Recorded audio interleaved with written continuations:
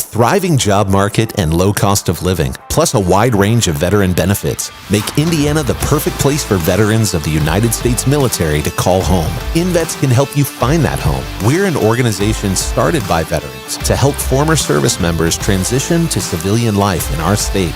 InVets can help you find the community with the career opportunities, housing, schools, and amenities that fit your lifestyle. To learn more about InVets, visit us at invets.org today.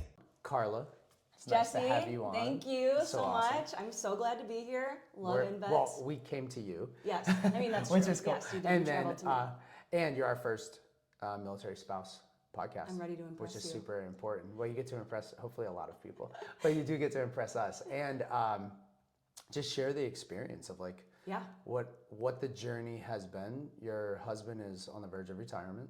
Very much so. So that's almost 20 years of military spouse and having a career and children. So you have a ton to share. So much going on. Some of the people that we help are military spouses, right? Yeah, absolutely. And trying to figure out how do we best serve them.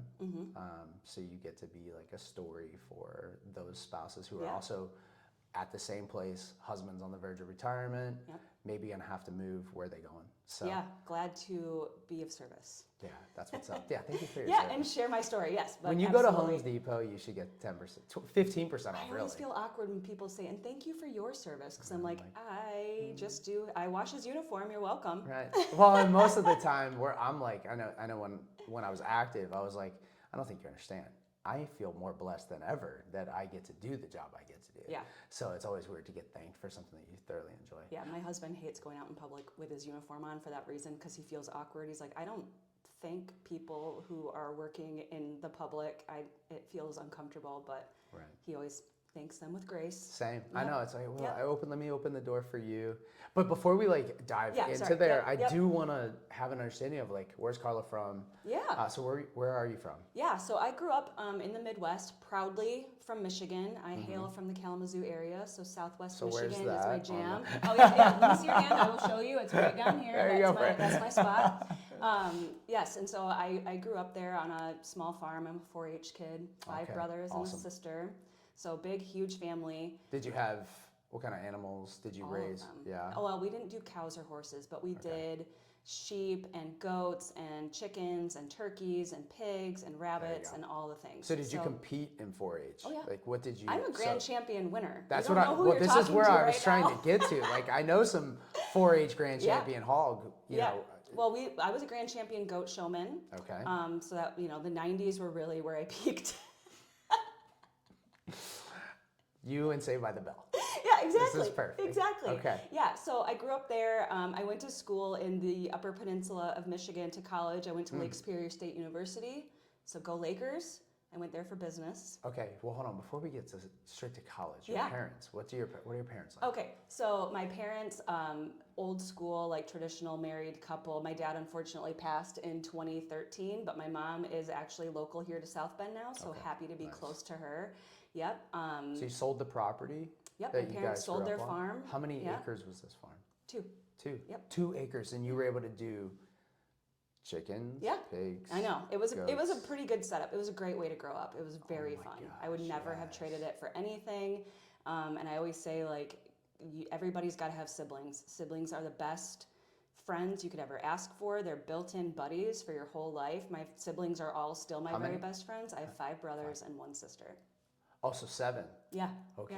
Yeah, and so they range. I'm the middle child, and my oldest brother is in his mid-40s, and my youngest brother is in his mid-20s. Wow. And I'm in the middle. I'm 38. So nice. Yeah. Okay. So did they all compete? Yeah. Like I mean, this was like everybody except for the baby. So when the baby was born, there was like a long gap between the baby. And we always call his name is Bernard. We call him the baby. Okay. Yes. Bernard the baby. Bernard the baby. Is this a Catholic family? No, which everybody asks me that. I mean, everybody Bernard is also. I know. Kind of yeah, we get a lot of questions about why, but I'm like, I think my mom and dad just really liked having kids. They were good at it. We all came out smart and good looking. Right. So why stop? I mean, nice work. That's what's up. I'll pat myself on the back. Thanks, Mom and Dad. Yeah, exactly. Okay. Yeah. So were they like actually like full-time farmers, or did they like was this a hobby farm? It was a hobby farm. Okay. Yep. So my mom did all the farm chores and all the kids stuff, and my dad was in sales and marketing his whole life. And that's pretty much the story. I mean, Mom was at home holding it down, and my dad traveled a lot. So I still am in awe of everything that she was able to do for all of us kids. My mom is my best friend now. She's somebody I look up to and idolize.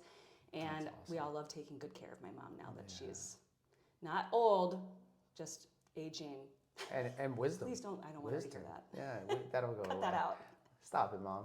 So, all right, so you guys, you have the hobby farm, and then do you play sports in high school? I played golf. Okay, that is a sport. Yep, I was on the golf team in high school. I can't say that I was great, but I was there. Okay. That's all that matters. That was a You thing. were in the arena. That's I the was Teddy in. Roosevelt I thing. mean, I had an excuse to leave class early sometimes, so that was great. I think it's so I have boys that play rugby and football, Yeah. and I am now wishing that they played tennis, swam, and golfed. Yeah. Well, because you can do those things with them. Yeah. You can't get out there and play rugby. No, You I can't just do run that. them to death, but I can't actually go play. But also, like, my physical therapy bills are higher. Gotcha. You know, the amount of time that we spend, like, are you concussed? Like, that's not a conversation that you get to have with tennis players. No, I remember I've had that conversation with my kids before, like a nasty fall on the head. I'm like, is this a doctor situation or not? But I can imagine rugby probably amplifies that. Rugby sports. and football. I started wondering, did I have brain damage that I thought that was a good idea?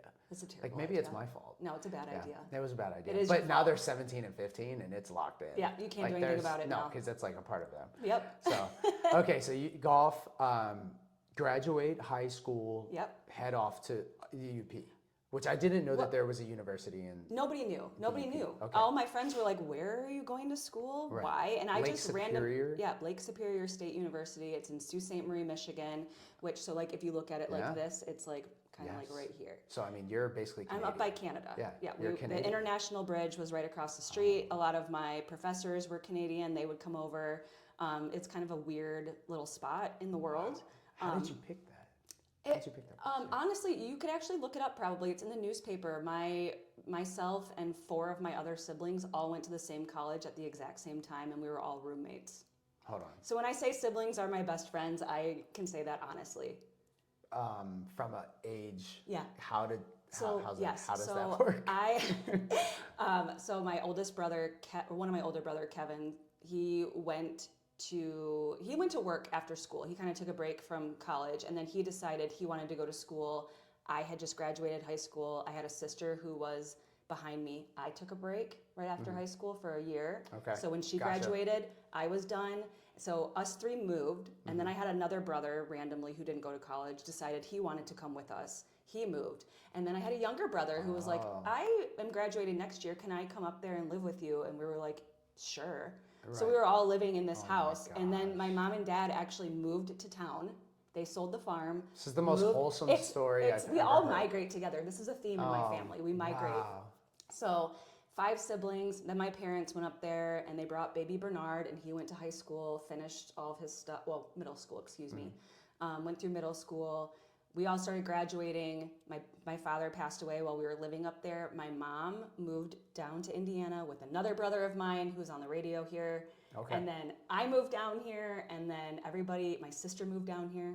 My other brother moved down here for a time. So we all just migrate. Okay. We just can't stay away. This is a good thing, though. It's Family's very important. good. It's confusing. I'm like, our 20s were so wild. We're just like here and then here and then here and then here. Everybody's just going everywhere. But then at some point, we'll get to it, but then at some point you left. Oh yeah. Yeah. I left and went far away.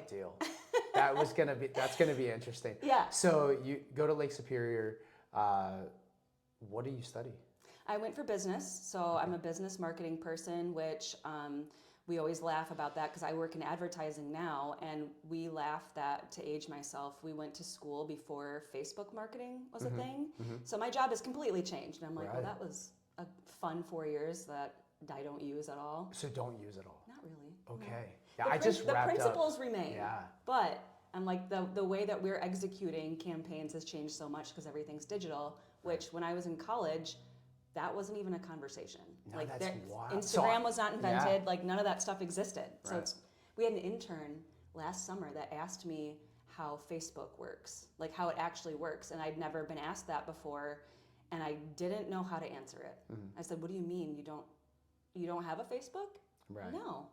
And so she's 19, and I was like, what year were you born? And it was like 2000. So she doesn't have Facebook because she has like Instagram. She uses Instagram and Snapchat and TikTok. Right. So that's where the advertising is. Yeah, it's very funny, but I'm like, that's such an interesting shift in such a small amount of time. So well, for me, because I didn't have Facebook or social media there for a long time. Yeah. Didn't have a LinkedIn really until work active made you. duty. Yeah, pretty much. They were like, you need premium. Yeah. But we just did a marketing and AI for the education and traditional marketing class before that, then marketing and AI. Yeah. And having an introduction to marketing and AI. Yeah. Which truly is a mind blow. Yeah. It is. The algorithm and like the ethical concerns that revolve around like how targeted everything is and it's cool and it's creepy. Yeah. And it's fun and it's also like nobody should have this much power. Right. And I mean, when a person searches for one thing, right, it silos that human into that one thing, which can be great if it's how to have a healthy diet. Sure. Right. But if you ask any questions that maybe aren't like a little suspect, everything that you receive now is narrowed into that subject. In that arena, which pushes you into these really deep questions. Yeah. And it's all revolves around marketing. Yeah. It's so marketing and mind control, like it. Yeah, not to like the two go together a little bit. Tin foil. Let me take that all off. But yeah. like no, everybody would say no. Nobody controls my mind. I control my mind. But then you don't. You don't because the work is being done to manipulate. Yeah. Yep. The human's mind. Do you ever use TikTok? To move. I don't. I actually don't have a TikTok. You should. I should? I'm terrified. I mean, it's just to like look and learn. Yeah. That's what I always say. I'm like, this addiction is just for learning. I'm studying. Right. This is a part of my continuing education. But you can actually see it work in real time. If I watch a video on like a healthy diet video, the next 3 videos I'm going to get are healthy diet videos when really I came on here to, I don't know, probably get some celebrity gossip and some other trash stuff that I follow. Yeah. But if I search one thing, it will start feeding me and you can see it working in real time to see what it wants to give you next. Yeah. It's fun, but again, nobody should have that much power. I'm concerned about like the fact that it clearly is listening when like my Google advertisements will be about things I've only spoken. Yeah. That's that one is interesting. Or like how Alexa knows when you say her name.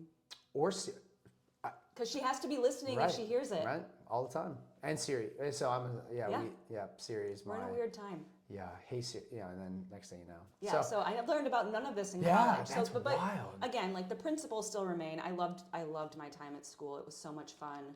I always tell people I got a world-class education there, even though it was a small university and something that doesn't have a ton of notoriety outside of the state of Michigan. I had wonderful professors, very rigorous coursework, and came out with the ability to think and learn and understand the world in different ways that I didn't before. So that was worth the pay that, it took me however many years to pay off that student loan. Okay. Well, good for you for paying it off. So that's not very popular these days. So once you graduate, do you go into, what's your first job out of college? Again, after college, I took a little bit of a pause. So in the UP, there's really not much to do except for outdoor recreation, or you go and you drink. So I worked at one of the more popular bars in town all through college, and there wasn't much need for me to do anything else because I was making great money and having a good time, and I had so many friends in town. So I hung out there for about another year thinking, okay, well, what am I going to do now? I wasn't sure, to be quite honest. I really had no plan after college. I just knew I wanted to go, which I'm sure is a very familiar story to a lot of people. So I kind of just bummed around, I'll say. And then I had a brother who called me. He lived in Indiana, and he said, you might want to try radio sales. And I thought, no, I don't. Why would I ever want to do that? No, thank you. So this is probably 2007?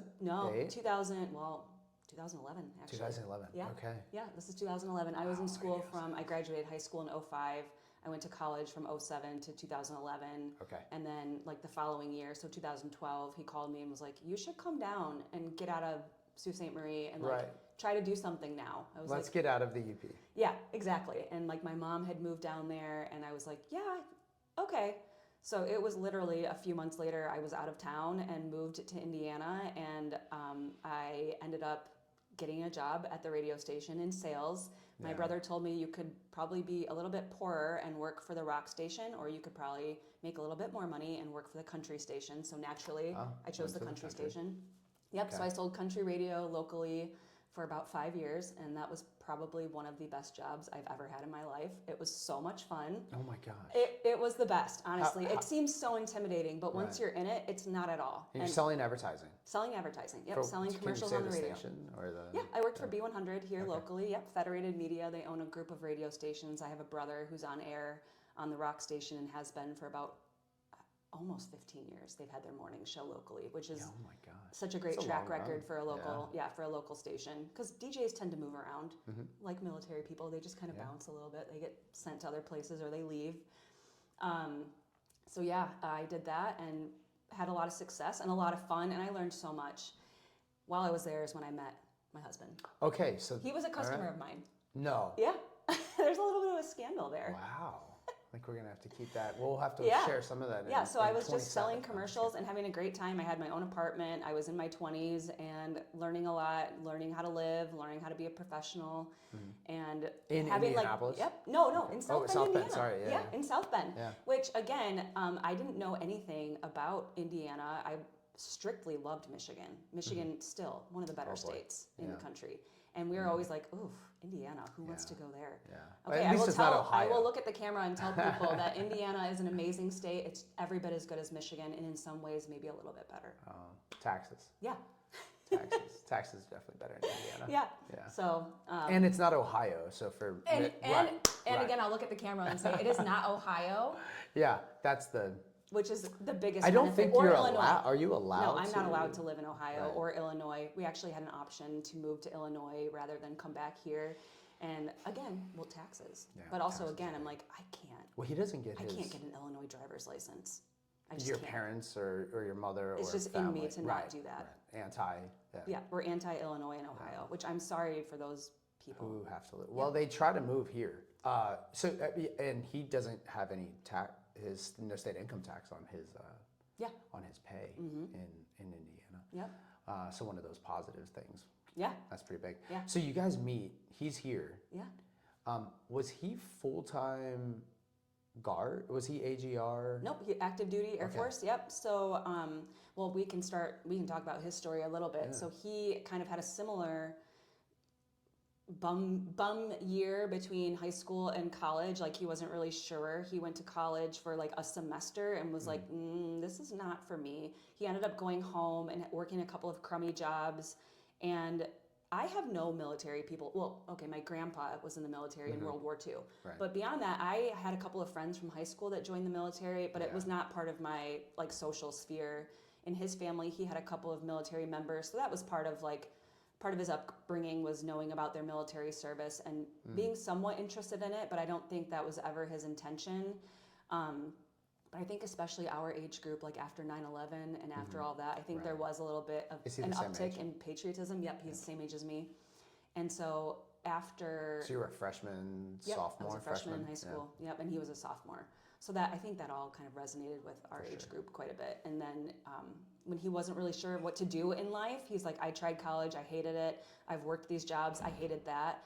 I think I'm ready, I'm going to join the Air Force. And he went and did that on his 20th birthday without anybody in his family knowing. He like came home and said, Mom, I joined the Air Force. And she was like, oh, okay. Were they proud, do you know? I mean, yeah, of course. Yeah. I mean, after it sunk in, I'm sure they were, but it was kind of a little bit of a surprise because it wasn't something he had talked about, but he was like, I'm going to do this. Not all parents are proud. Yeah, some parents get worried. So my father was like, can I talk you out of this? Yeah, no, I'm like, exactly. well, I've already sworn. My mom had to tell a recruiter to go away from our front porch because I had all these brothers, right? Right. And there was my brother, one of them said he might be interested when they did like a school visit, and he came to our house, and my mom was like, absolutely not. You are not taking my son anywhere. Goodbye. And she went inside and like, she told off this guy. And I remember being mortified. Even was though he a recruiter? Yeah. I had nothing to do with this, but I was like, oh my gosh, Mom, how could you yell at a stranger on the porch? That's so going to be my embarrassing. future husband someday. I know, right?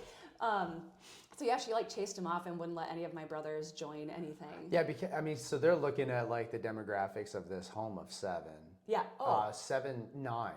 Yeah. And they're saying, I think I can get one. I can get one. I just need one. One of them signed. One of them was like, I'm interested in learning more. But no, my mom said, no, he's not interested in learning anything. Interesting.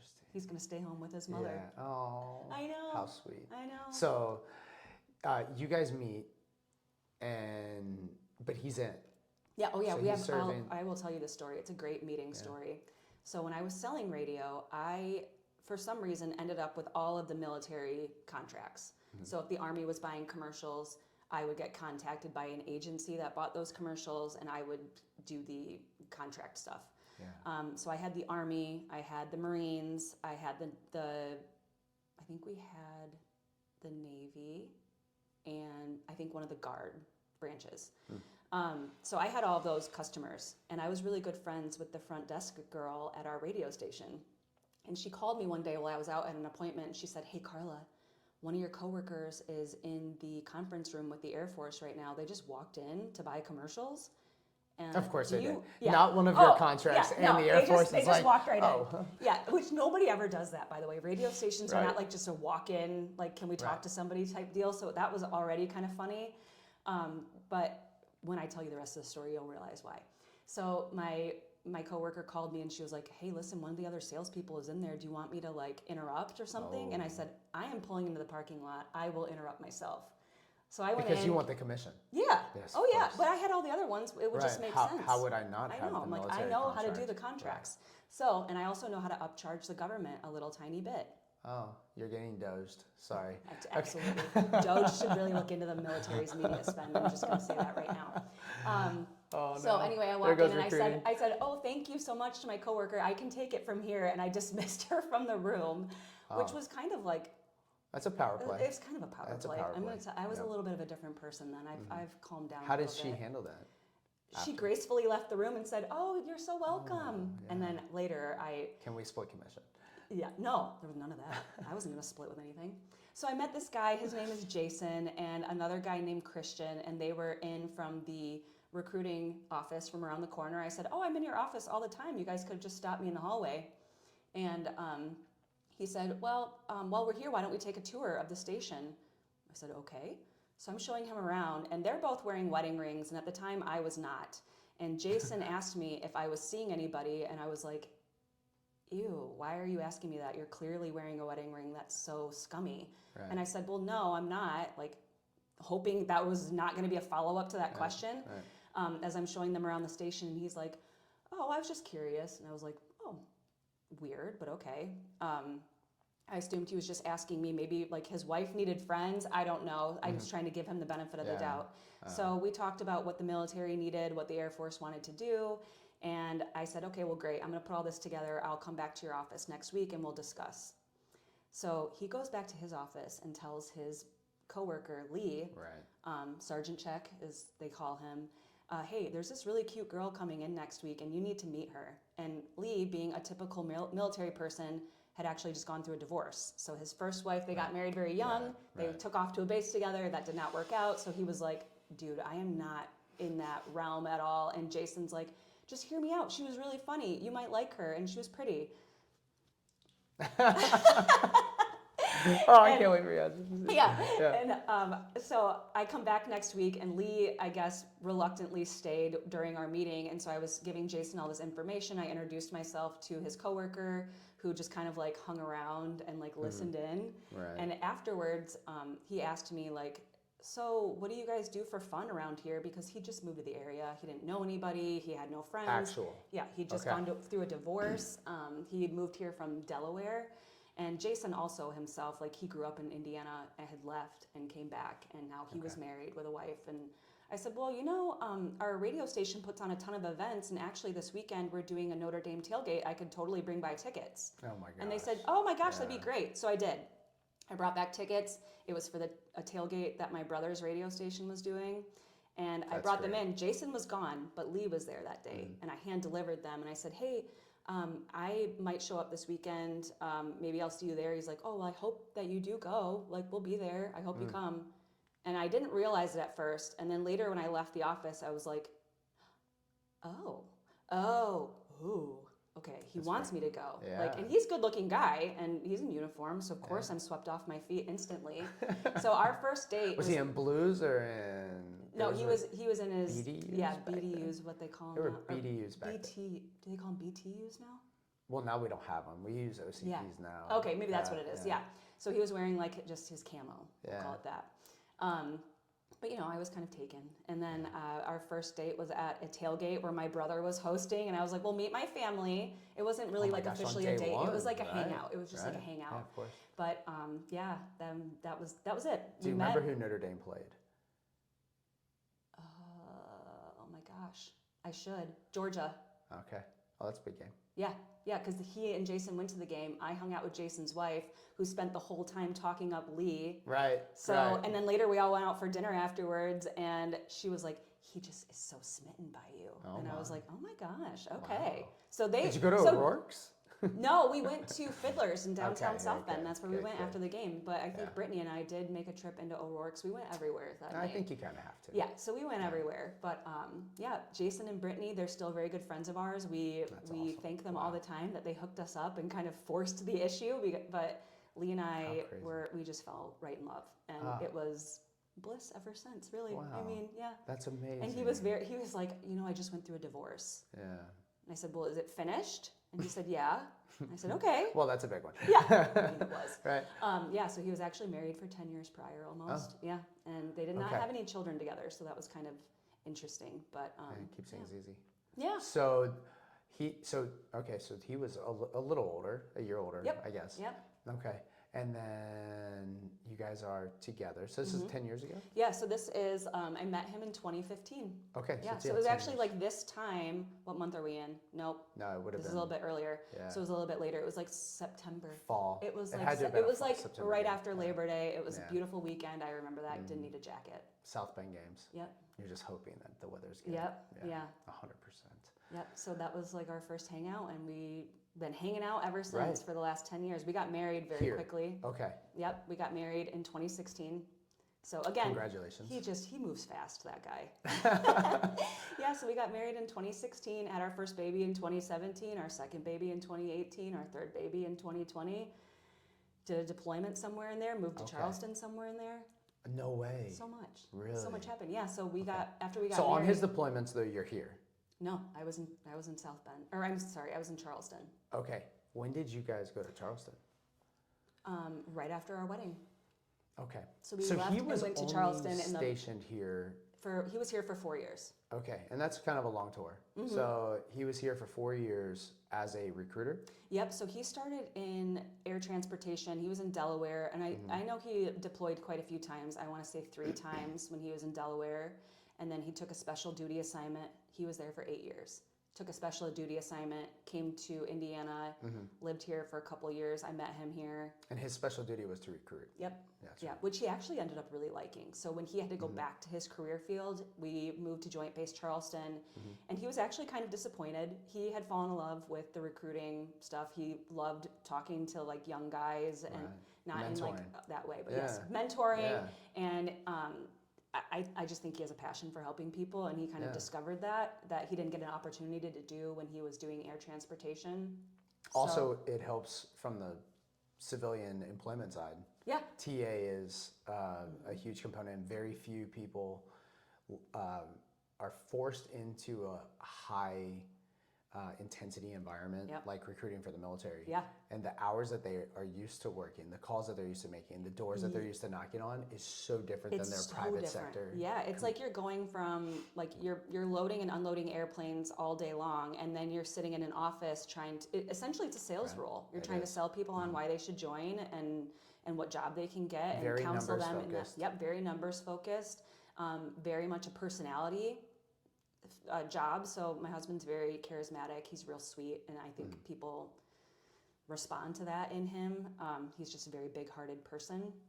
So he just fell in love with that. He fell in love again with like the mentorship and helping people figure out what they want to do. And he would get so geeked when like people he put in the Air Force. I remember one story very vividly that he got a call from somebody randomly, and they were speaking Mandarin. And he was like, I think you have the wrong number. Like, this is a government cell phone. I don't know who you're trying to reach. It was somebody that he had put in the Air Force a couple years earlier as a linguist. As a linguist. Yeah, and they were calling back to tell him, like, I'm doing so well, thank you so much for all that you did for me, and now I speak Mandarin, and I am overseas. Right. So he's like, I'm calling you from wherever they speak Mandarin. That's fantastic. Maybe I don't remember that part. I totally called. I texted my recruiter. I was like, well, I made it through the pipeline I was going through. I made it through selection, and then I texted him, hey, dude, I actually graduated. So yeah, thank you. Thanks. And then I ended up going back and doing recruiter assistance with them. Yeah, and he loves that. And so we went back to, when we moved to Charleston, he had to go back to air transportation, which that was a difficult transition for him, honestly. What about for you? That was the first time I'd ever been away from my family. Right. We've been migrating together. Right. So for me, it was. So you're employed, I was though? kind of lonely. No, I quit working. Okay, but so when you guys got married, you stopped. Okay. Yep. When I got married, we quit working and I moved. No more sales. Yep. No more sales. So you go to Charleston. Yep. Go to Charleston. I do the stay-at-home mom thing, very traditional. Okay. I'm pregnant, so I was like, I'm not going to find a job right now. I'm visibly pregnant. Who's going to hire me, first of all? Second of all, I have no local connection. So that's kind of a spouse issue that maybe doesn't get a lot of attention, is when you have to give up what you've already started and you move, and it's hard to start again, and it's hard to get a job. If you sit down with somebody and you tell them, oh, I'm a military spouse, like they're thinking, okay, well, you have an expiration date already. So that's kind of a barrier. Lucky for me, the skills that I had, I was able to find remote work later doing media sales again for actually it was a mom's blog network that I worked for. Cool. And they had locations all over the country, so I ended up being able to work remotely for them, which was a godsend and so much fun. They actually even had military spouse blog sites to help women across the country find connections and community in the areas that they represented. So that was actually pretty cool, and kind of a cool tie-in with my lifestyle at the time. So yeah, we were down there from 2016 until 2021. We moved right after COVID became the thing. So you were there for 5 years. Yeah. Charleston. Yep. Wow. I will say that's a long time. I mean, it was, and so we had a deployment in that time. So I had. How do you handle the deployment, babies? Babies. Yeah. So I had my first daughter in 2017. I had my second daughter in 2018. So my first two kids are 16 months apart. And then after my second one was born, the following year, he deployed. Wait, no, 2 years from that. He deployed in 2020, right after COVID. And I had just found out that I was pregnant again. Okay. So he was gone, and I had a 1-year-old or a 1.5-year-old and a 3-year-old at home, and I was pregnant. Luckily, we were in a great neighborhood. We ended up buying a house down there, and all of my neighbors were so sweet. Charleston's pretty special place. Pretty special place, I think. You know what's funny about Charleston is when we were buying a house, we never lived on base. And I thought the coolest part, by the way, was being able to go and see the military base. Seeing all the really big aircraft fly over was always so sweet. I thought it was so cool. So if you're in Charleston, make sure you're appreciating that. And they have the naval base there, which is also cool. You can see all the ships all over the place. And they have the Citadel, if I'm not mistaken. Yes, the Citadel is there. I never did anything with that. Okay. But There's a great book about the Citadel. Okay, well now I'll have to read it. Now I'm going to feel disappointed. No. We didn't do enough touristy stuff. It's not actually. It depends on where you fall. It's Lords of Discipline. I'll let you know. And it's old. It's an older view of what the Citadel was like at a prior time. I love old stuff. I love history. 50s, 60s, like the guy, Pat Conley, I think or Conroy, I can't remember his name, but he, the very end of the book is a sentence that people got upset with, which was, I wear the ring, I can tell the story. Because Lord of the Rings? I'm just kidding. No, because the story. You're right. He actually wasn't around.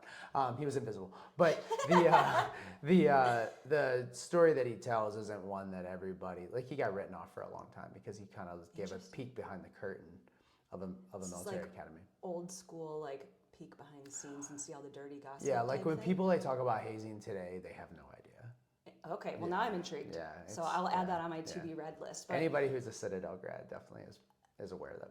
Yeah. Oh, okay. Well, that makes sense. Yeah. So we had the Citadel there. Yep, that's right. And then we did a lot of touring of downtown. Not as much as I think we should have, but we took some historic tours down there. The Civil War starts there, right? Yeah, it was. Fort Sumter. So being there, I'm I wish I would have spent more time studying and learning while I was there. I didn't appreciate it. But as you much, also have 2 babies. That's also true. You're pregnant. I'm 1,200 miles away from my mommy. Right. Who is still mommy. Who is still my mommy. And your husband is deployed. Yes.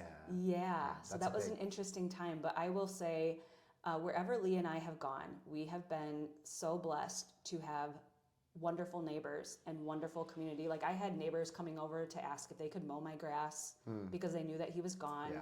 And I was out there and it's like 95 degrees, full humidity. They're like, please go sit down, Karla. You're being Here's crazy. lemonade. Yes. Yeah. I got so many dinners given to me, and I actually had some friends at my church who came and like cleaned my house several times just to be nice. Yeah. I had a very tough third pregnancy. I was very sick.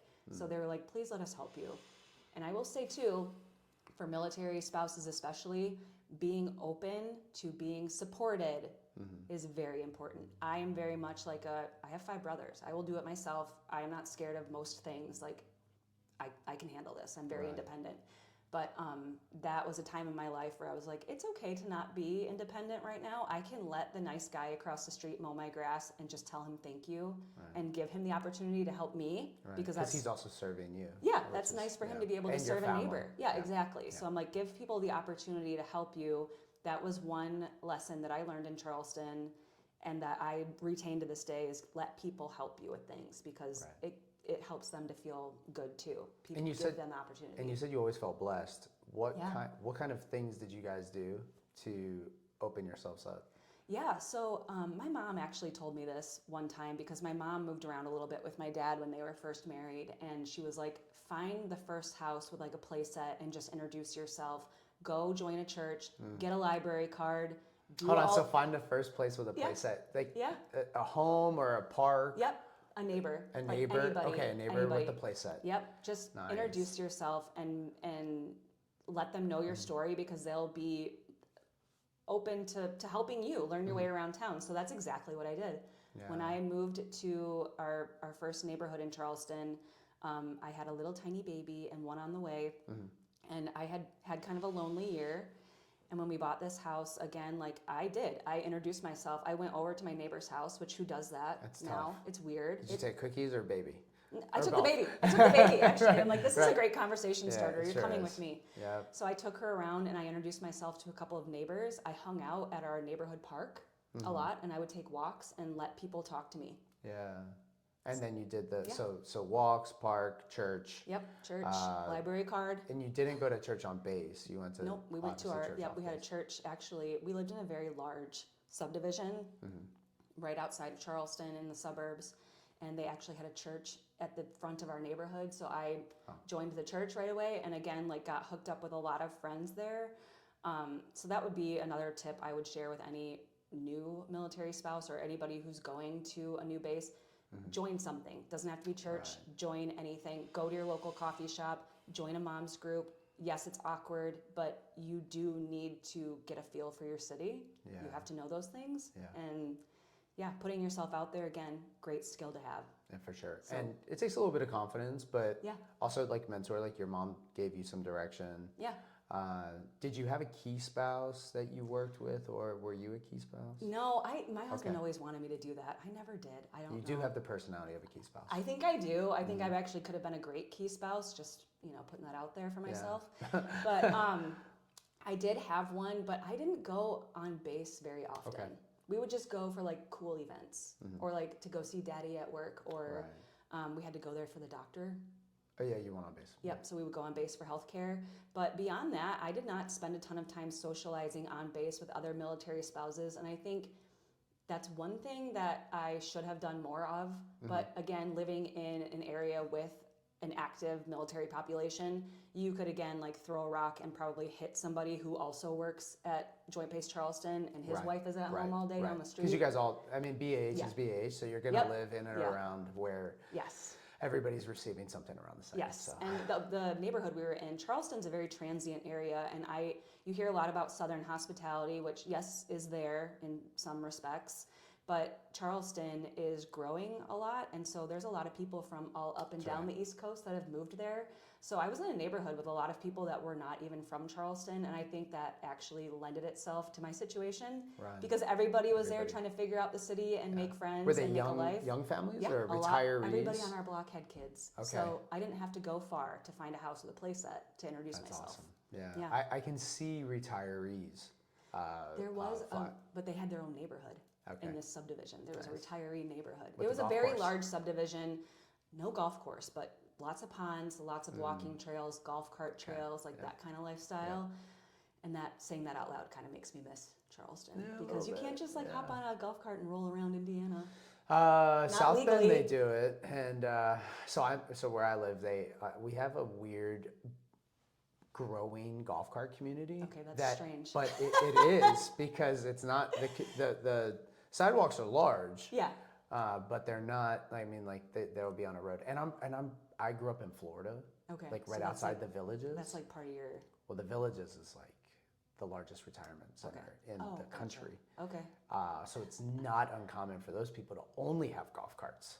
Yeah, yeah. They're golf carts parked at Publix. Yes, that's people would park their golf carts at Publix where I lived, and they would drive them to church. Or like there was also an elementary school that people would drive their kids to the elementary school on a golf cart, which I thought was such a cool way to get to school. I do have a neighbor, so I live a quarter of a mile from an elementary school. Yeah. And one of my neighbors drives their kids to the school in the golf cart. Yeah, which is awesome. Yeah, I think it's cute. It is very cute. But I want to see the kid ride the bike to the school, really, to be honest with you. I mean, maybe eventually. Yeah. Like if your kid's like 9, like get on a bike. Get on a bike. You can go. Get out of Yeah, here. get out of here. So you should do it uphill both ways also. That's what just we did. For character building. Right. Absolutely. Yeah, and snow year round. So, so you're in Charleston. You guys have, how many deployments does he do? He only had to do one when we were in Charleston, which was great. That's all that I wanted to handle. That was a tough time. I was very lucky again. I will say, like his family came and visited while he was gone. My family came to visit while he was gone. And again, I had lots of friends from church that were making sure that they were reaching out to me and honestly really taking care of me, which was amazing. So I was lonely, but I wasn't alone. Yeah. Yeah. And that's a good way to say it. Yeah. Yeah, and I mean, when you have that many family coming and visit, sometimes you're like, you know what, I'll take a couple weeks. Yeah, I'll take a couple weeks off. Yeah. Yeah, I mean, it's not like I wasn't busy. I was working still and taking care of the kids, but yeah, I didn't have a whole lot that I had to ask for because people were offering, which was great. So then that's 2020, and then our son is born in January of 2021, and then we move to Milwaukee in February. Like, so I had a 4-week-old baby and we're trying to move. So that's not the way I would have planned my life had I had a choice, but we're moving on to his next location, which he went back to recruiting. So because he loved it so much. He came back to the career field, said, no thanks, I want to go back to recruiting, which is exactly what we did. And his whole family's from Wisconsin. Okay. So we were just a few hours drive between his family and mine. So that could not have worked out any better. The PCS, like, unless you guys chose to do a Diddy move. We did. Okay. Well, that does put a little bit extra stress on you. Yeah. I mean, just a little bit. You can make a little, but then on the other hand, it's not worth it. It's absolutely not worth it. Our last move, I was like, no, they're coming in, they're doing it all. Well, and after a while, like we did it, we moved twice, and I was like, I don't like this. Well, you have a 4-week-old, and then you also have to I definitely didn't like it then. Yeah. Right. So, I was like, I don't like moving. I don't like unpacking. I don't like any of it. I don't. Being uncomfortable is not for me. Right. So that was a good time. But we ended up getting, again, we wound up, actually our house that we bought in Milwaukee, we bought it during COVID. So again, like the housing market was really weird at that time. And remember, houses were just like flying off. Everybody was buying a house. Yeah. So we had like a 6-week time period. He gets home in November from deployment. We do the holidays, and then we have to like leave and move. And so it was pretty stressful. November of 20 going into 21. Okay. Yeah. So I'm trying to remember how we did this, but I remember the realtor was showing us the house on a iPhone that we were buying, but it was like he was very old and had it facing the wrong way. So you're looking at him. I'm looking at him. For that. I'm like, okay. We bought a house the exact same way. Yeah, we bought a house, like we literally didn't know what color it was. I wasn't sure from the pictures. And we were like, well, I mean, whatever, we'll just figure it out when we get there. And I was too tired to care at that point. I'm like, house is house is house. Yeah. We'll make it work. And it meant the dimensions that you needed. Square feet, Yeah. number of bedrooms, number of bathrooms. Yes, it had everything that we needed, and it was available and in our price range, and we said, great. So we actually ended up moving and loving our neighborhood. Again, awesome. We got very lucky. Yeah. We had wonderful neighbors. You can see the walk score. I think that's like, depending on what kind of person you are. That walk score on Zillow, you're like 9 out of 10. I'm gonna like it. I'm into that. Yes, we actually ended up living on like a really cute little dead-end street with another house that had little kids, and they became our best friends. Perfect. Which was amazing. So funny thing is, she came up to my door and introduced herself, and she said, I saw that you have a couple of kids. I'm Liz. Nice to meet you. My wife's name's Elizabeth. Oh, really? Yeah. So she's like, do you want to be friends? And I was like, yeah, sure. That sounds great. I'll be your friend. And we have been best friends ever since. I actually just saw her a couple weeks ago. Yeah. But she's in Milwaukee. Yep. And she's still in Milwaukee, and we are going to be pals for life. She is my person. That's awesome. Which made our time in Milwaukee even more fun. And that's a remote, he was not attached to an installation. No, he was part of like a... Yeah, he's a remote detachment. 437th Recruiting Squadron. So that's what he was. And they handle Wisconsin, part of Illinois, and part of Iowa, I believe. So there's like a little region right there. Where was your closest installation? If you needed to go on base? Oh, no, I don't even know. Yeah, I actually have no idea. Probably not Grissom. Well, that's here. That's here, but I'm trying to think of another base that I even would know about, and I don't even think there was one. That's really interesting. It was very. That's pretty cool, though. Yeah, so because you're fully off, and he's like the lone guy wearing a uniform. Yeah. In a place that isn't accustomed to seeing uniform. Yeah, there's like maybe a dozen, maybe 20 people at most that worked in his office in Milwaukee. So we were all kind of like on our own little island. And again, very blessed because he worked with some amazing people that we became very close with, some of which actually live here now. Oh, wow. Yeah, so we got to bring a couple friends with us. So did you work in Milwaukee? Like how did that? I actually ended up working for the company I work for now, where we are like which at is this what? moment, which is Pop Marketing and Advertising. Yeah, that's awesome. So my boss Erica actually worked with me at B100, and she left and started her own ad agency. Wow. Called me when I moved back to the Midwest and was like, I could use some help. We're growing, and I need a writer. And I said, okay, great. So that's that. And then I got to move home, and now I actually get to come to work with her. Right. So it's like we've come full circle. So how many years did you do remote? I was a remote employee from 2017 until 2025. Okay, so you started working only a year into Charleston. You start working, always in advertising. Okay, and then in 2021 you get on with Pop. Yep, as a remote person in Milwaukee. Yep, and then now being back here, I'm actually able to do a lot more, which is great because again, like as we're growing, we need people actually physically in the city. So from 21 until, well, how long ago did you guys move back? December of 24. So 3 years in Milwaukee. And then you're working remote the whole time. 3 kids. How old was your oldest? So my oldest, like when we moved to Milwaukee, she was starting preschool. So we left and she had finished first grade. Okay. How did you balance that remote life? Yeah. There's no such thing as balance. I tell people that all the time. There really is not. Yeah. It's just go full throttle on everything. It's honestly, it's tricky, and I am such an organized type A person that it really takes a lot for me to be like, go with the flow. Like, okay, I guess I'm going to work at 4 a.m. and then I'll come back again and work at like 7 p.m. and maybe I'll get an hour in during nap time. Like, that's just how we've been juggling. And the best is when the kids don't like to nap. Absolutely. Yeah, and they all stopped doing that way too quickly. They stomp on the floor and you're like, this is not going to work. No, this is absolutely, Or like, you're like, yes, I've got one down, one to go. And then the other one doesn't go to sleep. And you're like, that was so close. Are they in different rooms or same room? They were in separate rooms. So actually I was lucky enough for a couple of years, my daughters, like 2 of them would sleep for like 2 hours every single day. So that's how I managed in Charleston, but they got older. Hoping that. Yes. And that's not happening. It's so difficult. 4 and a 3-year-old. Oh my gosh, that's so, well, you've got a gap between your kids. Large gap, yes. Yeah. But thankfully this podcast is not about me. We'll talk about that off air because I'm interested.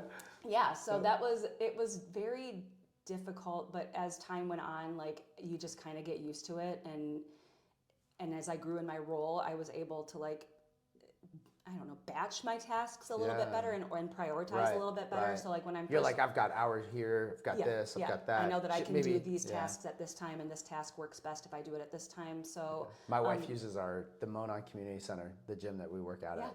They do 2-hour childcare. Oh, yep. So she'll go in, she'll get an hour solid, quiet, and then she gets her time to train. Yeah, I will say finding like a mom's morning out program, best thing ever. That it also helped me. I actually forgot I did that for a couple of years. Just 1 year. It was the last year before we left. I had them in like a mom's morning out for like 2 mornings a week.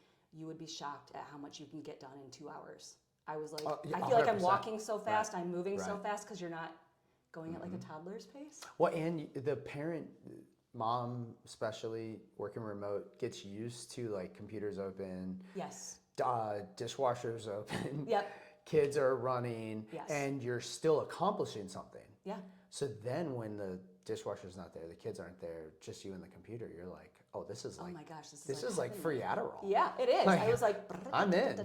Yeah, so you're right. Yeah, so that was kind of that was cool. But yeah, remote, I told my mom this, and I don't think I've shared this with many other people, but I feel like having remote work and the internet is such a blessing for women because I'm like, it just gave me so many more options. Right. I couldn't physically leave the house for some of this time. Like I had small kids. I suppose I could have, but it just wasn't how we wanted to do things. So I'm like, I was glad to be able to have that outlet for myself personally, just to keep myself toes in the water when I do want to dip back into work full time or take on more challenging role or more time consuming role even. I just think it's cool that we have an option that you can do both. And it's not always ideal. I don't think there's such thing as like a work-life balance, but somehow like you can balance. Well, going into the office, I mean, if you need some level of cohesion or camaraderie, then there's value, of course. But we do have the opportunity to hop on a Teams call really quick, which is also interesting because you get to see people who you wouldn't see. Yeah. And then it's like, well, we do want to do it face to face, and then you have that. So you have more options now, I think, available, especially for spouses. But I mean, I think everybody likes remote work.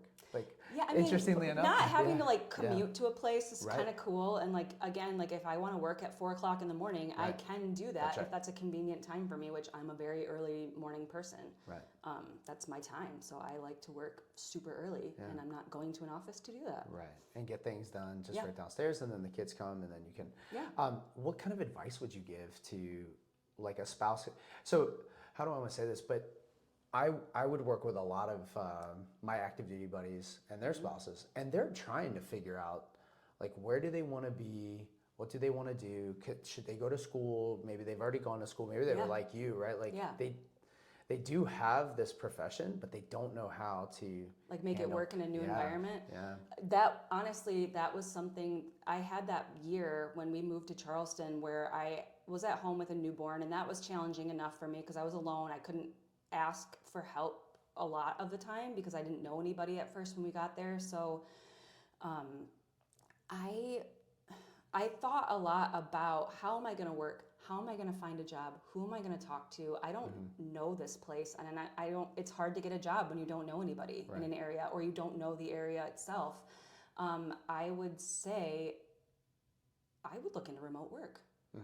That would honestly be my advice. Almost anything, or how would you like? Do you have any recommendations for how folks should go about finding or those spouses? I mean, I think everybody should probably have a LinkedIn. Honestly, and that's probably the most, I would say LinkedIn is actually probably the most secure job search site. I think you're gonna get a lot less spam, but I think too nowadays, even versus like 10 years ago or even 5 years ago, remote work is a thing. I think the doors have opened a lot. There's so much stuff that you can do remotely that you wouldn't think about, like medical billing or accounting or marketing and sales or blog writing or start an Etsy business. I mean, there's a bajillion things that you can do, and the internet makes most of it free. Right. So if you are that kind of a creative person who's a little bit outgoing, you could probably get a sales role remotely. That's I mean, interesting. you could.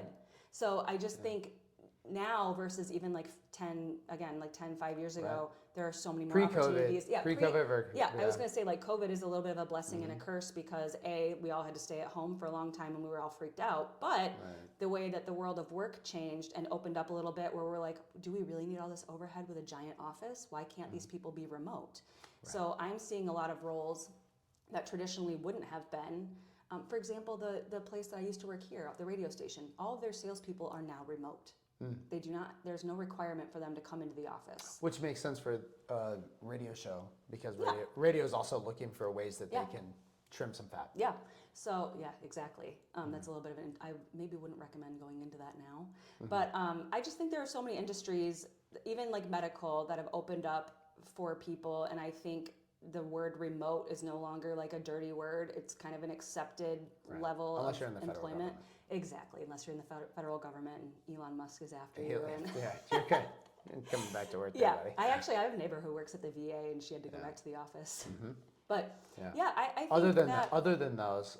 I think that putting together, for women too, I think putting together a professional presence online, is your first start. I think that you guys also counsel people first, like present yourself professionally online, and then you can start kind of narrowing down, okay, well, if I'm a nurse, is there a way that I can do that remotely? Is there some sort of like part-time work that I can do? I think that there's a lot more of that now than there used to be. So I think that it's probably a little bit easier to search now. Yeah, I think you might be right. The blog thing actually just fell into my lap. So. And that's what you were doing in 17? Mm-hmm. Okay. Yeah. Wow. Yeah. I worked for a company. It was called Ciokiewicz-Mom's blog, and they were great. Fantastic. Are they still around? Mm-hmm. I think they have an Indianapolis one, so I will show you after this. Yeah. But it's that we're always looking for ways that we can give advice, and if the world is our oyster, then we're meeting the active duty service member 12 months before they're going to retire or exit. The spouse is also 12 months, and that's ideal because like, have they been out of the workplace? I don't feel like the private sector has as many issues with like gaps as maybe 15 years ago. Yeah, I don't think people so had either. And I think like we're saying this population that we're talking about is very transient, but so is the rest of the population now. People do not stay put, and I think that gaps also are easier to explain. Yeah, I didn't work that year, so next question. Right. Yeah, I don't know what to tell you. I was doing other things. I'm I not had a baby. dull, right? I'm busy. I think that plays a key role. Education and by education we don't mean like not everybody has to go get a bachelor's or a master's. Yeah, too. I was going to say like certifications. There are so many online certifications you can get. They're also free. So, example, when I started working at the Blog Network, we did a lot of stuff with like Google and Facebook. So I just went and got certified for both of those, and that was helpful, and it was free, and it took me like 3 hours. People like that. They respect it. Yeah, but it also gave me a little bit more confidence. Right. And just proved that like I'm a professional, I can do this. Yeah. 100%. So I think that digging in online a little bit too and finding ways that you can educate yourself remotely as well, also much easier to do than it ever used to be. That's awesome. So now we're 2025. You've been at Pop since 21. Okay, and then you're in office. You're having a good time. Yeah. You have 3 kids. Yeah. Your youngest is 4. My oldest and that's is Chase? 8. Is that how I just met? Yeah. Hi, Chase. Yeah. So Chase is headed to grandma's. Dad's still in. Yep. Dad's husband is in. still working. He's got a year left. Yeah. Just over a year. Yeah, he'll be in 19 years this August. Okay. And then he's hitting the button. Yep. Yes. I think in August or December. December. He said. So. Which makes me nervous. I mean, it does. Well, one blessing is you guys don't have to move. Yeah. Which most people that leave active duty are not in their final station. Like their home that they live in is not going to be the home that they're going to live in the day after retirement. Yeah. So there's a huge benefit there. And he's a squared away guy. And we look forward to trying to help him, of course. Yeah. But for you, like what's that going to look like or You know, to be quite honest, I think I'm more nervous about it than he is. I think he's excited. Well, he's probably smoked. Yeah. If I had to guess. He's ready. He wants to. So he did get a shaving waiver, but I saw that. I don't know if they're going to keep those around. But he wants to grow out the beard. He wants to have his hair the way that he wants it. So, which I find so funny. I know you have 20 years of discipline and short He's hair. like, I want to wear what I want to the office. Yeah.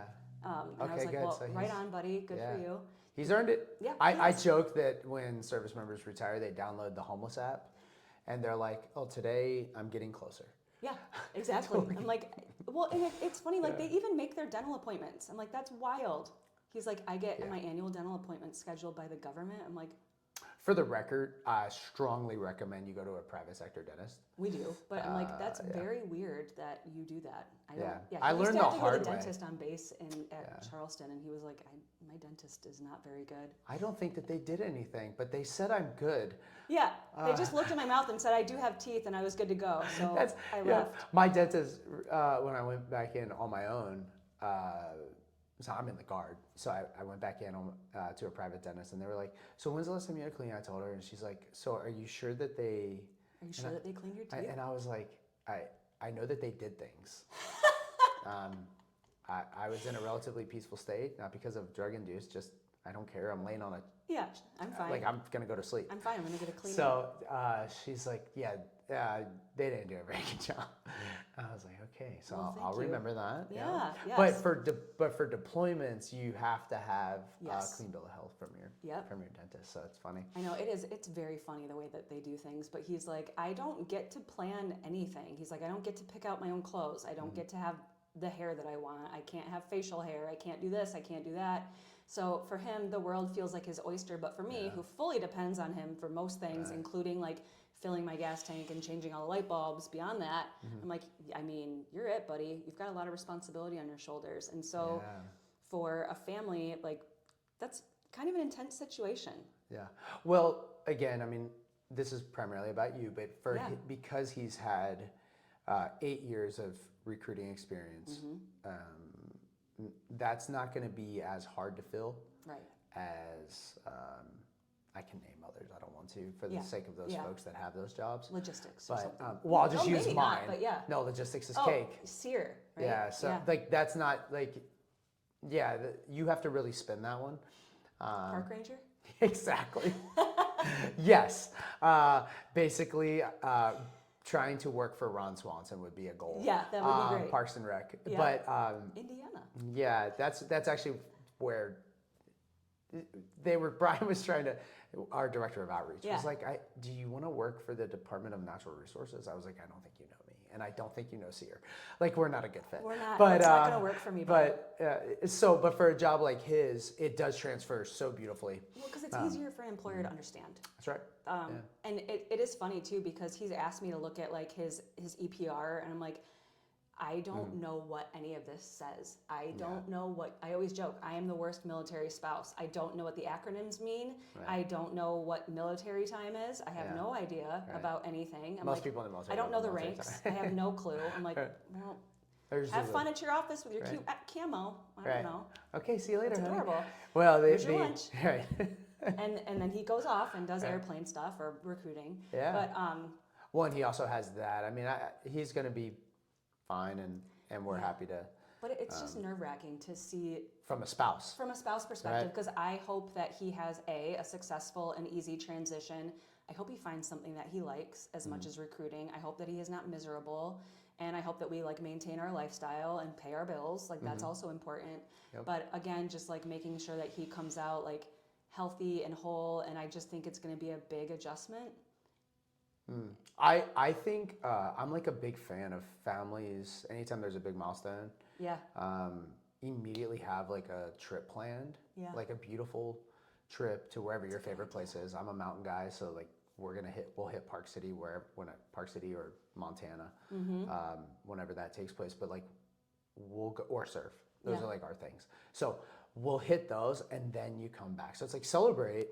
Yeah, because we have nothing planned. Right, there's a chance that like people find themselves in like this, like, well, now it's just the next day, but then on that next day you don't go to work or you don't have whatever, but you do have retirement, but retirement doesn't kick in until a month after, and then you have your rating, and you might still be trying to work through that. But if you're like, I retired and we're headed to boom that day.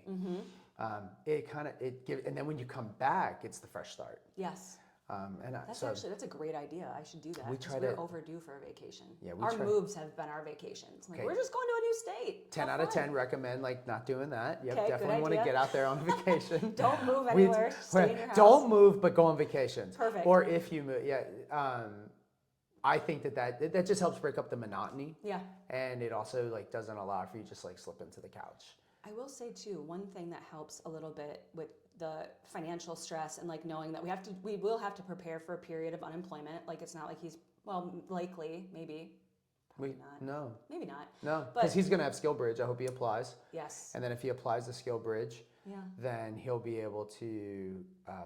The plan would be like take the vacation. That's already planned. They know that. Take the vacation. They know that. Yeah. Like you do Skill Bridge for 3 months, and you're like, hey, cool. I'm ready to come on. Family and I have a celebration. We're gonna be, and then I can start officially. Yeah. On the and ideally that's and the then plan. he still has the 2 weeks coming in from active duty. That's right. And then he also is starting, so and then much. returement starts that. I know, but that's a lot to think about. You're like, oh. Right. It's a lot of pieces that you just moved. I mean, yes. Yes. Yeah, but I will say one thing that we have done recently was we actually made an appointment with a financial advisor just to make sure that when all of our finances change and all of the benefits, like they come in and a lot of like the life insurance stuff, a lot of that stuff is going to change. And I'm like, I don't A, have the time, or B, the mental capacity to figure any of that stuff out. I don't know how all that works. So we did have a meeting set with them that actually has taken a lot of stress off the plate, because the financial stress is a thing. It's a worry. It's a thing. So making sure that all those benefits are organized and we've got all of our ducks in a row, both like from the military perspective and the personal financial perspective, like that took a little bit of weight off our shoulders. We're able to breathe. But yeah, I'm rooting for him. I know he's going to do great in his next role, whatever that's going to be. Yeah. You guys are going to help with that, We are. which we're excited about. And again, that took a lot of stress off, because you look at it, and again, like the world is your oyster, like we just talked about with the spouses and finding a remote job. That sounds so daunting, but maybe having somebody help you through that process, or even just offer a little bit of guidance, you're like, oh, thank you. Right. Okay, I just I like that you pointed in said the right direction. LinkedIn for the spouse. Yes. A lot of times that goes overlooked. But if they do get a profile that's relatively squared away, or find a profile that's squared away, that's something I would invite people on that had I would do a conference call with my caseload. Yeah. And I'd have somebody that had a squared away pipeline or profile. Yeah. And they would share. They would just go down their profile. Yeah. Literally from name. Okay, well, the reason why you want to have your title or preferred title underneath your name is because of X. Yep. And then just walk through all the way down. Yeah, I would absolutely recommend making sure that you have a professional presence online. And again, like just searching for those free or really cheap resources or skill classes that you can take that employers are looking for. You could specialize in something. You could be a Google Ads professional. Right. I mean, and you take a class on that. So when you say the world's your oyster, you're like, that seems like a lot. But then if you take away the rest of the world and you say, well, I really like the healthcare field, I'm going to look at how I can do that remotely or part-time or with flexibility, and then narrow your searches even further. I think it's a good idea, like you just said, say you like healthcare. Yeah, but know that know what you like. Yes. Know the arena that you'd like to, because a lot of people say that they're open, both spouse and service member. Don't be open. Don't be open. Narrow, niche down, baby. You don't want to be open to the whole world. You want to know, like, this is my lane. I'm picking it, and it doesn't mean you have to be a nurse. You can be a lot of different things in that healthcare field. Same with me. Like, I'm in marketing and sales. But I really like to do copywriting and content and be on the back end of things. I don't want to be customer facing anymore. I like being on the back end. So that's how I'm here. Yeah. And then what do you do here?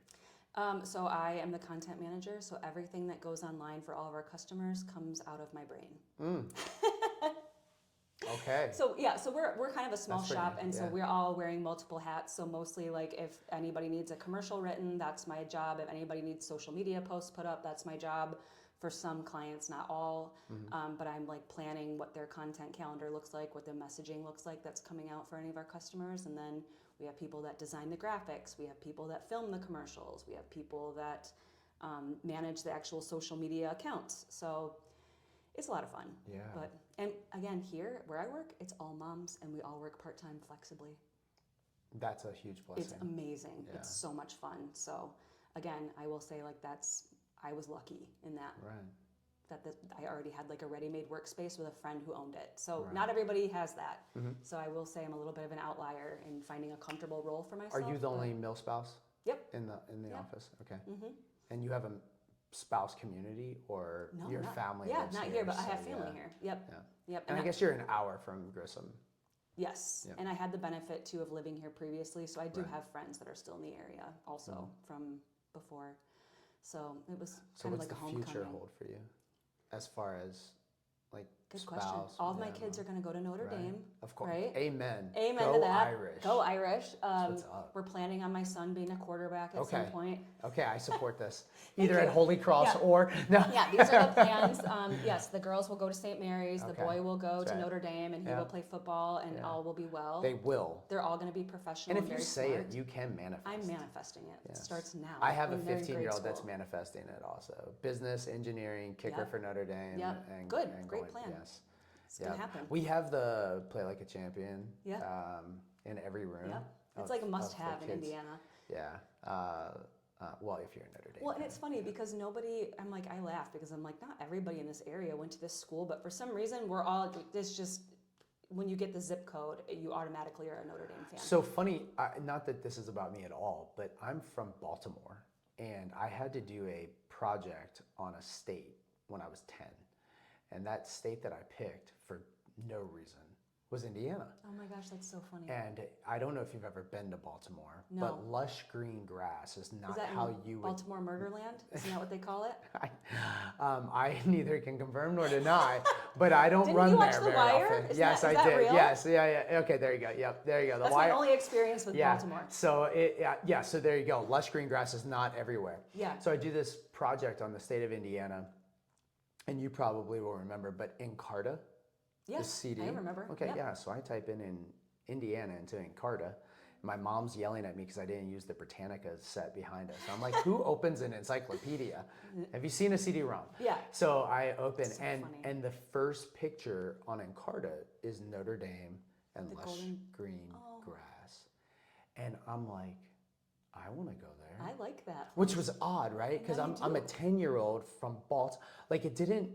There's like, no reason that There that was would no. speak to I didn't you know of Lou whatsoever. Holtz. I didn't Yeah. know of the football. I didn't know Rudy. Yeah. I just saw the picture, and I'm like, that isn't what it looks like here. Yeah. And who would have thought 30 years later, like I ended up there. That's so funny. But so that was how I ended up being a Notre Dame fan, and wanting to and then of course more information came out. You know that validated my desire. Yeah, you're like, okay, I was correct. At 10, I had that What intuition. they did show also was a sunny, lush green grass, which is not always the case. No, absolutely not. I The typically weather here is always trying to kill you. Yeah, well, there's also something strange. Like I cross like 60 miles north of Carmel, and then the weather changes. It's in a different. So do the accents, though, I feel like in Indiana, too, yeah, because there's like some people with some deep South accents in this state, but then Yeah. up here they don't have them at all. It's very weird. That is weird. Yeah. No, you're right. Southern Indiana. They can sound be like they're southern. from Alabama. That's right. Which is very strange. Yeah. Well, it's interesting that the Midwest stops at like you go Kentucky south, you go Indiana Midwest. Yep. But I'm like, I It's drove different. north. Nope, it's different. Yeah, I know. It's very different. Well, I say that the people here, like I've been on a hike in Tennessee, and I was greeted with a man in a hoodie with a firearm, clearly present. Yeah. And great. he said, "What are you doing walking here?" And I was like, I thought that there was a thing called Southern hospitality. I'm actually not sure anymore, sir. But I'm Could leaving. you point me Yeah. away from you? Where are the quickly? blueberries? So, but in Indiana, they would actually greet you. Yeah. No firearm. They'd be like, People here "Hey, are how you so doing?" friendly. I don't think I've ever had like a bad experience while I've been living in this state. Like nothing, like I've never been robbed or like Right. spoken to inappropriately or been fearful for my safety at all ever in this whole state. Yeah. And the whole time that I've been here. So that's got it going. I mean, So go Indiana's got Indiana. that. Yeah, Yeah, it's got it it's kind of Southern hospitality around here. Well, that's the thing. It's like what we imagine Hoosier is hospitality. Hoosier hospitality. Yeah. That's right. And the South is like, there's like a level of skepticism of their, It's like, of oh, like bless your heart type. yeah, oh, bless your heart. Yeah, I'm gonna, right. Yeah. So, okay. You don't get that here. Last piece of advice that you would be thinking that a spouse should have. I mean, my first piece of advice is always marry the guy in a military uniform because he's obviously going to be taking great care of you. Okay, so first step, marry that man. No, I think that. Okay, so my husband also is like a resiliency trainer in the Air Force, and I don't know if this is so much a piece of advice as much as it is like just a reminder to be open to opportunities, be open to possibilities, let yourself explore. And honestly, I used my time in Charleston as a way to explore what I liked about my work, and I took a remote job that was totally not really in my wheelhouse. I got the job and explored it and learned a lot and was able to take that with me moving forward. So I think as daunting as all of it seems to walk up to a neighbor's house and ring the doorbell, just do it. Just allow yourself to make a fool of yourself because A, you're going to move in a few years and you're never going to see them again. But Great also point. B, because you never know who's going to be on the other side of that door. It could be your best friend Liz. It could be like a friendly neighbor who wants to mow your yard. It could be somebody with an in at a company locally that is looking to hire. Like, you never know. So just be open to the possibilities, and wherever your spouse's job takes you, just go with an open mind and an open heart and no expectations. All right.